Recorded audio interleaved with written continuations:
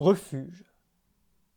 Loin des cris, des rumeurs que la ville détrempe, loin des discours mornés, logorés sans parfum, loin du bourdonnement qui m'assaille les tempes, loin du monde et du bruit, la poésie, enfin.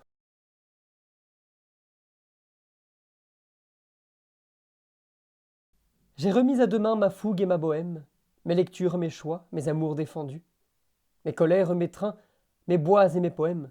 Alors, évidemment, demain les a perdus. Un logement coquet, quelques sorties pour boire, le confort de l'emploi, la chaleur d'un écran, et le tendre train-train. Qui donc aurait pu croire que tous ces petits riens feraient un rien plus grand?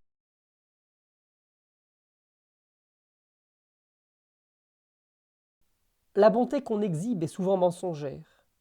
Pour estimer quelqu'un, rien n'est aussi faussant.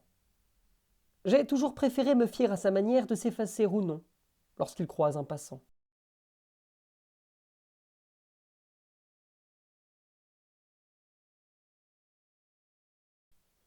Bientôt minuit. Je sors. Tous ces cris m'affadissent.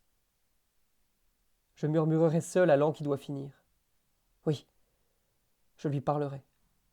C'est le moment propice pour faire une promesse et ne pas la tenir.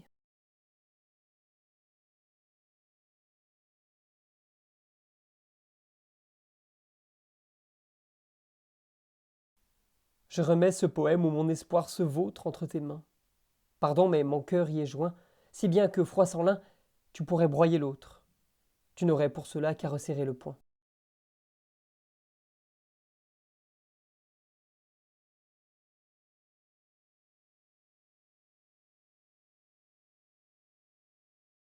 Fermeture.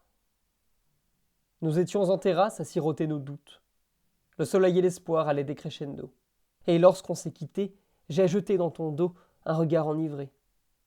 Le dernier, pour la route.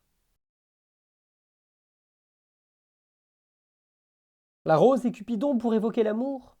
Je placerai plutôt ce dont mon cœur s'entache quelque part entre l'hydre et le topinambour. Il en jaillit toujours deux fois ce que j'arrache.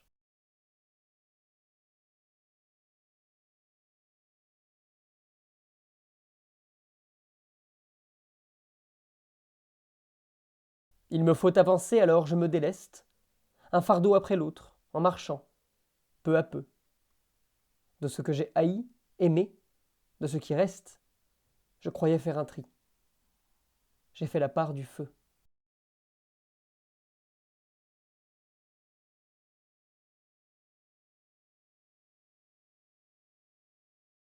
Ah, ma sœur,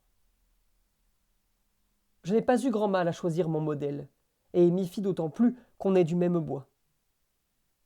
J'aime à la voir, l'enfant de 4 ans, ma jumelle, comme mon autre part, la meilleure de moi.